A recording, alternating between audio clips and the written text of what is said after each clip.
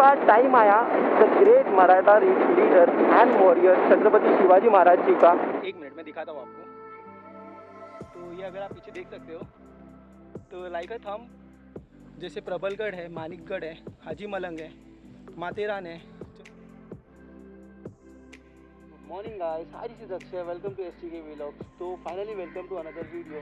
तो आज मैं एक इंटरेस्टिंग फोर्ट को विजिट करने वाला हूँ। एक ऐसा फोर्ट जिसकी स्ट्रेटेजिक वैल्यू बहुत ज़्यादा थी, एक ऐसा फोर्ट जिस पर अलग अलग रूलर्स ने रूल किया, एक ऐसा फोर्ट जिसका शेप एक थंब जैसा है। तो चलो इस राइड को स्टार्ट करते हैं और मैं आपसे मोटो व्लॉगिंग पे बात करता हूँ। दोस्तों, आपको थंबनेल और इंट्रोडक्शन से पता चल गया होगा कि मैं आज कर्नाड़ा फोर्ट विजिट देने वाला हूँ।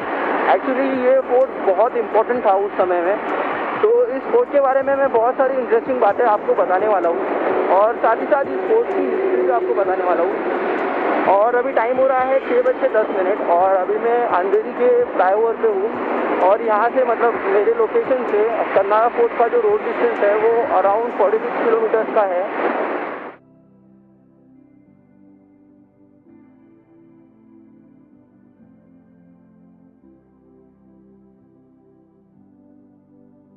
तो अभी ऑलमोस्ट 7 बज रहे हैं और मैं अभी पनवेल में पहुंचने वाला हूँ।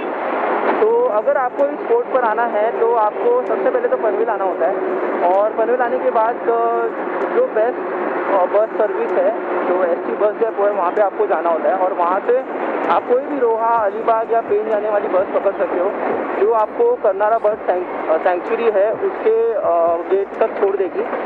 तो जो कर्नाड़ा फोर्ट है उसका रीजन कर्नाड़ा बर्ड सेंचुरी से फेमस है। तो मतलब ये बर्ड लवर्स के लिए बहुत ही पॉपुलर और फेमस प्लेस है। तो अगर आपको इस फोर्ट के लिए आना है तो आपको ऐसे आना पड़ेगा, या तो आप सेकंड ऑप्शन अपने पर्सनल व्हीकल से आ सकते हो। तो पनवेल से जो फोर्ट तक का डिस्टेंस है कर्नाड़ा फोर्ट तक का, वो अराउंड 12 किलोमीटर्स का है। तो सबसे पहले मैं आपको इस फोर्ट की हिस्ट्री बताना चाहता हूँ। एक्चुअली इस फोर्ट की हिस्ट्री बहुत एक्साइटिंग है, बहुत इंटरेस्टिंग है। तो मैं वेट नहीं कर सकता कि मैं फोर्ट पर पहुँचूँ और आपको हिस्ट्री बताऊँ। तो मैं अभी आपको हिस्ट्री बताना चाहूँगा। तो सबसे पहले जो देवागिरी यादव थे और तगलक रूलर्स थे, उन्होंने इस फोर्ट को 1400 में बांधा था। उसके बाद इस फोर्ट को गुजरात सल्तनत जो थे, गुजरात सुल्तान जो थे, उनके कमांड में गई ये फोर्ट। उसे कुछ सालों बाद मतलब ऑलमोस्ट 1540 में इस फोर्ट को निज़ाम शाह जो थे अहमदनगर के, उन्होंने जीत लिया। फिर इस बात पर गुजरात सुल्तानों ने जो पोर्चुगीज कमांडिंग ऑफिसर थे डॉम फ्रांसिस्को, जो वसई फोर्ट पर थे, उनसे मदद ली। उन्होंने 500 सैनिक भेजे और इस फोर्ट को जीत लिया।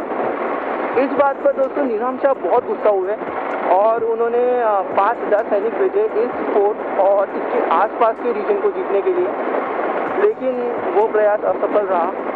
उन्हें ये फोर्ट हासिल नहीं हुआ। तो इसके बाद पोर्चुगीज ने इस फोर्ट की जो स्ट्रेटेजिक वैल्यू है वो समझी और इस फोर्ट को 17,500 रुपये उस टाइम पे, मतलब अराउंड 5,000 सोना पर डॉलर के चार्जेस पे, ईयरली चार्जेस पे, ये फोर्ट निज़ाम शाह को दे दिया। उसके बाद टाइम आया the great Maratha leader and warrior Chhatrapati Shivaji Maharaj ji का। उन्होंने इस फोर्ट को 1670 में मुगलों से जीता। उसके बाद ये फोर्ट 1680 में औरंगजेब ने जीता। फिर कुछ सालों तक मुगलों ने इस फोर्ट पर राज किया। फाइनली 1740 में ये फोर्ट पुणे के जो पेशवा थे उनके कमांड में गया। उसके बाद अराउंड मतलब 70 साल तक पेशवा ने इस फोर्ट पर रूल किया और 1818 में फाइनली जो कर्नल प्रोसर थे, उन्होंने इस फोर्ट पर ईस्ट इंडिया कंपनी को एस्टेब्लिश किया। तो ये थी इस फोर्ट की हिस्ट्री दोस्तों। ये मतलब आप जैसे सोच रहे हो कि इतने सारे लोगों ने, मतलब इतने सारे रूलर्स ने, इतने सारे शासकों ने इस फोर्ट पर राज किया, तो ऐसा क्या था इस फोर्ट में कि सब लोग इस फोर्ट के पीछे थे? तो ये रीज़न मैं आपको इस फोर्ट पर जाने के बाद बताऊंगा। फाइनली मैं अपने डेस्टिनेशन के नज़दीक हूँ। ये जो आप लेफ्ट देख रहे हो, ये यहीं पर जाना है हमें, कर्नाड़ा बर्ड सेंचुरी। तो जैसे कि आज वीकेंड है तो भीड़ होना बहुत कॉमन है। बाइक पास करते हैं और फिर मैं आपसे बात करता हूँ।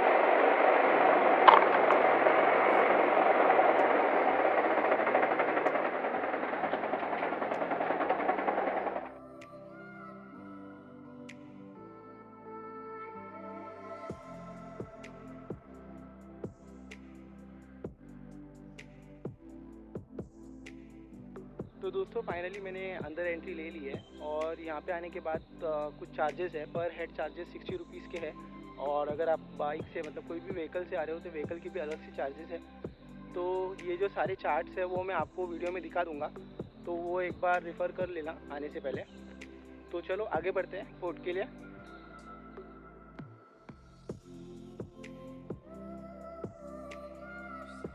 ये पहला रेस्टिंग प्लेस है। ऐसे 5 रेस्टिंग प्लेस बनाए हुए हैं और ये फॉरेस्ट डिपार्टमेंट ने बनाए हैं। तो दोस्तों अभी ऑलमोस्ट 8 बज रहे हैं। मैंने ऑलमोस्ट हाफ एन आवर की ट्रैकिंग कर ली है और अभी तक मुझे फोर्ट दिखा नहीं है। अच्छी बात यह है कि हर एक लोकेशन पर आपको बोर्ड्स दिखेंगे, साइंस दिखेंगे टूवर्ड्स फोर्ट जाने के लिए, तो ये अच्छी बात है। और यहाँ पे आने के लिए कर्नारा फोर्ट पर आने के लिए 2 ट्रायल्स हैं। एक कर्नारा फोर्ट ट्रायल जो मैं अभी जा रहा हूँ और दूसरा नेचर ट्रायल है। तो ये 2 ऑप्शंस हैं जिसमें से जो कर्नारा फोर्ट ट्रायल है वो बेस्ट है। तो चलो आगे बढ़ते हैं।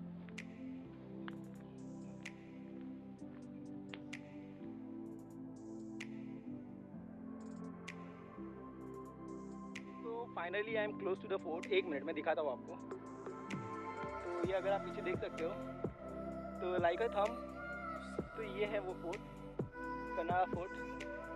तो अगर आप एक बिगिनर हो और अगर आप ट्रैकिंग स्टार्ट करना चाहते हो तो ये फोर्ट आपके लिए बेस्ट है। तो आप ज़रूर एक बार इस फोर्ट पर आना, मतलब आप इस फोर्ट से स्टार्ट कर सकते हो। और यहाँ का जो एम्बियंस है नेचर का वो बहुत सुपर्ब है। तो मानसून में ही ये फोर्ट बेस्ट है ट्रैकिंग के लिए, ये मैं सजेस्ट करता हूँ। तो अगर आप आते हो तो मानसून में ही आना। तो आते हैं हम अपने जो इम्पोर्टेंट टॉपिक है उस पर, कि इस फोर्ट के पीछे इतने सारे रूलर्स थे, वो क्यों थे, मतलब क्यों ये फोर्ट इतना इम्पोर्टेंट था उस टाइम पे। तो मेन रीज़न था वो था बोर पास। तो बोर पास जो है वो एक ट्रेड रूट था, मतलब इम्पोर्टेंट ट्रेड रूट मैं बोलूँगा उस टाइम का, क्योंकि वो विदर्भ जो था अपना डेक्कन प्लेट्यू उसको कोंकण से जोड़ता था। तो ये एक मेन रूट होने की वजह से, मेन ट्रेड रूट होने की वजह से जो भी राजा, जो भी रूलर इस फोर्ट पे रूल करता था उसे उस पास का एक मतलब इजी एक्सेस मिल जाता था। इजीली वो देख सकता था, नज़र रख सकता था उस रूट के ऊपर। इस रीज़न की वजह से ये फोर्ट इतना इम्पोर्टेंट था। तो फाइनली मैं अभी बेस के पास हूँ इस फोर्ट के, और यहाँ पे ये मंदिर है, आप देख सकते हो।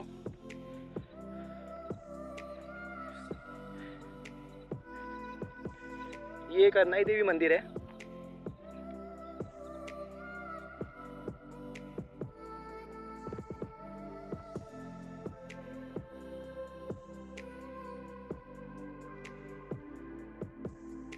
तो दोस्तों ये जो एंट्रेंस आप अभी देख रहे हो, इसका डोर जो था वो नाजुक स्थिति में था, जिसकी वजह से ये फोर्ट कुछ टाइम तक बंद था। अभी इसे बनाया गया है।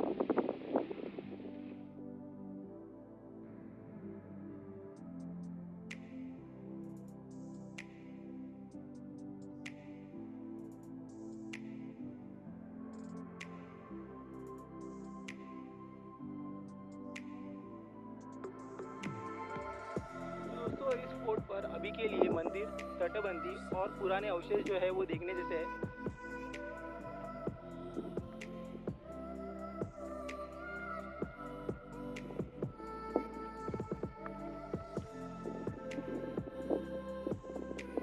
Finally I made to the top. और ये आप पीछे जो देख रहे हो इसे पांडू टावर के नाम से जाना जाता है, और बेसिकली ये एक वॉच टावर है।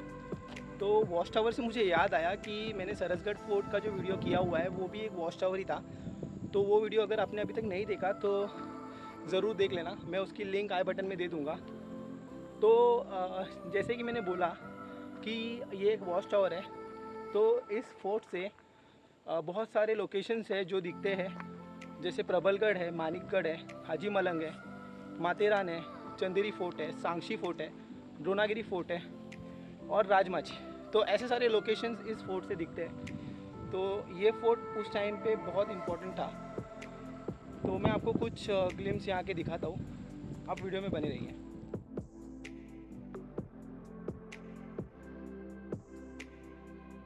दोस्तों यहाँ पे खाना पकाना एडवाइजेबल नहीं है, क्योंकि यहाँ पे मधुमक्खी है जिनको तकलीफ़ हो सकती है धुएं की वजह से।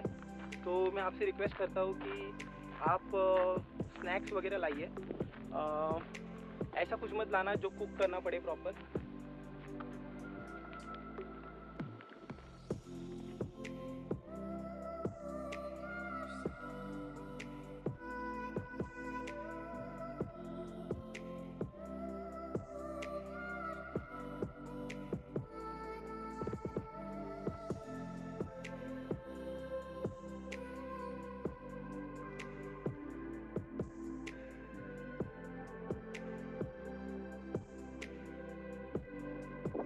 फाइनली अभी 8:40 हो रहे हैं और मतलब ऑलमोस्ट 1 घंटा 10 मिनट में मैंने ये फोर्ट कंप्लीट कर लिया है। तो अगर आप बिगनर हो तो आपको थोड़ा टाइम लग सकता है, मैक्सिमम 1.5 घंटे में आप ये फोर्ट ट्रैक कर लोगे। और अगर आप प्रो एक्सपर्ट लेवल हो तो आप इजीली इस फोर्ट को ट्रैक कर सकते हो। तो जैसे मैंने बोला, मैं सजेस्ट करूँगा कि ये फोर्ट मानसून में ट्रैक करने जैसा मतलब है, आप कर सकते हो, लेकिन आपको बस जो आपके शूज़ है वो थोड़े अच्छे होने चाहिए। और सेकंड थिंग, हमारे नेचर का ध्यान रखना हमारी रिस्पॉन्सिबिलिटी है। तो